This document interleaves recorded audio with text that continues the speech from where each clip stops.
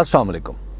Rawalpindi ring road मंसूबे की inquiry बुनियादी तौर पर इस इल्ज़ाम की तहकीक है कि रिंग रोड के नक्शे में तब्दीली कुछ अफसरों ने अपने मनपसंद लोगों को फ़ायदा पहुंचाने के लिए की। फ़र्ज़ किया कि ये इल्ज़ाम दुरुस्त है तो फिर इसका सबूत कहाँ है? 33 सफ़ों की इस इंक्वायरी रिपोर्ट में आएँ बाएँ शाएँ तो बहुत है, मगर वो चीज़ जिस पर सबूत का हुक्म लगाया जाए कहीं दिखाई नहीं देती। हाँ, इतना ज़रूर पता चलता है कि इम्कानी तौर पर नक्शे में तब्दीली के लिए वज़ीर आला पंजाब की इजाज़त लेनी चाहिए थी, जो नहीं ली गई। ये वाकई एक इल्ज़ाम हो सकता था अगर इस तब्दीली की मंजूरी देने वाला कोई फ़र्द वाहिद होता। हकीकत यह है कि वज़ीर आज़म के दफ्तर से लेकर डिप्टी कमिश्नर अटक तक इसमें 8 महकमों के दर्जनों अफसरों के हाथ से फाइल गुजरी, कई दर्जन इजलास हुए और 1.5 साल में इस तब्दीली का फैसला हुआ। फैसले के बाद रावलपिंडी और अटक में ये सड़क बनाने के लिए ज़मीनें भी खरीद ली गईं, जो इस वक्त हुकूमत की मलकियत बन चुकी हैं। चूँकि इस दौरान इलाका पटवारी से लेकर वज़ीर आज़म के दफ्तर तक सभी किसी जादू के ज़ेरे असर सोए हुए थे, इसलिए उन्हें होश आया तो उस वक्त जब 1 मार्च को अखबार में इस मंसूबे का नक्शा बतौर सरकारी इश्तहार के शाया हुआ। हुकूमत की चाबक दस्ती की दाद दीजिए कि इसने करप्शन भी पकड़ी तो उस वक्त जब मुल्ज़मान ने खुद अखबार में इश्तहार दिया। उसूलन होना तो ये चाहिए था कि अगर इस तब्दील शुदा नक्शे पर कोई एतराज़ था तो उसे एक नया इजलास बुलाकर दूर कर लिया जाता, मगर ऐसा नहीं किया गया। वजह इसकी ये है कि वज़ीर आज़म के नज़दीक पाए जाने वालों में से एक बड़ी देर से इस इंतज़ार में बैठा था कि वो ग़ुलाम सरवर ख़ान, जुल्फ़ी बुखारी और कमिश्नर रावलपिंडी मोहम्मद महमूद से अपना हिसाब बराबर करें। उसने अपना काम शुरू किया और सहाफ़ियों के एक ख़ास ग्रोह के ज़रिए इस नक्शे को बुनियाद बनाकर ग़ुलाम सरवर ख़ान और जुल्फ़ी बुखारी के ख़िलाफ़ ख़बरें फैलाना शुरू कर दी। फिर इन्हीं ख़बरों की बुनियाद पर वज़ीर आज़म को एक कहानी सुनाने लगा। इसके साथ 2 सरकारी अफसर भी मिल गए जो इस मुकम्मल झूठी कहानी के गवाह बने और तफ्तीश का आगाज़ हो गया। ज़ाहिर है इससे पहले कमिश्नर रावलपिंडी को वज़ीर आज़म की मंजूरी से हटा दिया गया और उनकी जगह ऐसे शख्स को लाया गया जो गुजरांवाला का कमिश्नर था, तो डस्का के ज़िमनी इलेक्शन में बदतरीन धांधली हुई। जब ये मामला इलेक्शन कमीशन ने उठा लिया तो इसे तब्दील कर दिया गया। अब चूँकि डस्का इलेक्शन की बात ठंडी पड़ चुकी है तो इसी आजमूदा शख्स को रावलपिंडी में कमिश्नर लगाया गया ताकि मन मर्जी की रिपोर्ट लिखवाई जा सके। उसने मर्जी की रिपोर्ट तो दे दी, लेकिन खंडत डिप्टी कमिश्नर अटक और एडिशनल कमिश्नर रावलपिंडी ने डाली कि इन दोनों ने इंक्वायरी कमेटी का हिस्सा होने के बावजूद इस रिपोर्ट पर दस्तखत करने से इनकार कर दिया। ग़ुलाम सरवर ख़ान और जुल्फ़ी बुखारी से हिसाब चुकाने के लिए सरकारी इंक्वायरी का खेल शुरू हुआ तो वज़ीर आज़म के दफ्तर के इस 3 के टोले को कुछ ना मिल पाया। अब जाहिर है वज़ीर आज़म को कुछ तो बताना था, लिहाजा मुल्ज़मों को बुलाए बग़ैर यकतरफ़ा रिपोर्ट लिखी गई, जिसमें जुल्फ़ी बुखारी की शहबाज शरीफ के साबिक़ सेक्रेटरी तौक़ीर शाह से दूर दराज की रिश्तेदारी को बुनियाद बनाकर शकूक व शुबहात पैदा किए और ग़ुलाम सरवर ख़ान की वजारत से मुतल्लिक एक NOC को बुनियाद बना लिया गया।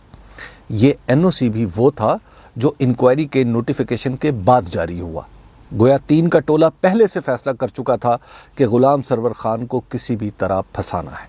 इस टोले को पूरी कोशिश के बाद जो मिला वो बस ये था कि तौक़ीर शाह के ख़ानदान की ज़मीन रिंग रोड के उस सिरे के करीब है जो इस्लामाबाद पेशावर मोटरवे से जुड़ता है।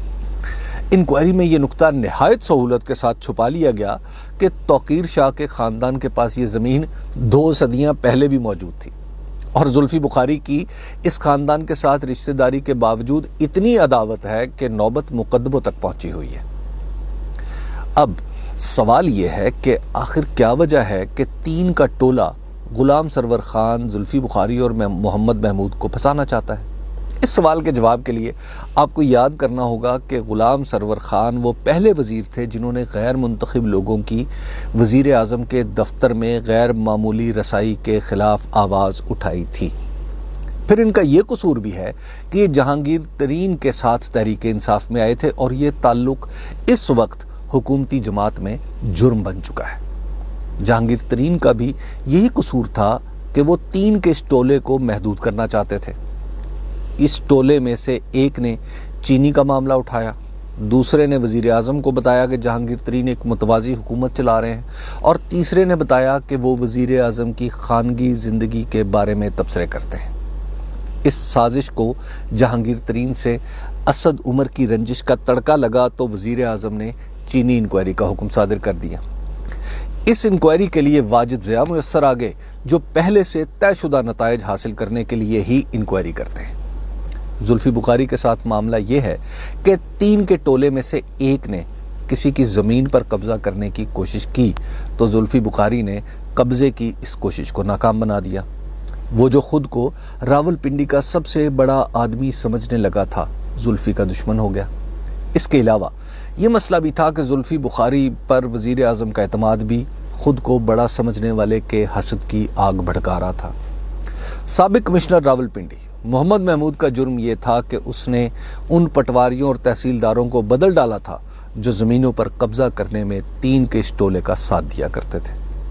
3 بار ایسا بھی ہوا کہ پٹواریوں اور تحصیلداروں کے مقابلے میں عمران خان کے دوستوں کو بھی کمشنر کے پیچھے کھڑا ہونا پڑا۔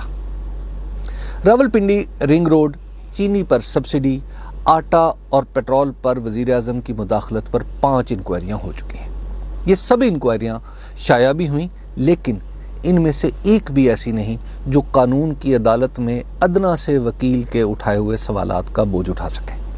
البتہ ایک بات ان انکوائریوں میں مشترک ہے کہ ہر ایک کا آغاز دھیمے سروں کی خبروں سے ہوتا ہے، پھر انہی خبروں میں شدت آتی ہے، وزیر اعظم انکوائری کا حکم دیتے ہیں اور پہلے سے چھپی ہوئی جھوٹی سچی خبریں سرکاری فائل میں پہنچ کر حقائق کا روپ دھار لیتی ہیں۔ جب انہی حقائق کے ثبوت مانگے جاتے ہیں تو عمران خان کی فکر احتساب کی آڑ لے کر ثبوت مانگنے والے کو بے عزت کرنے کا سلسلہ شروع ہو جاتا ہے۔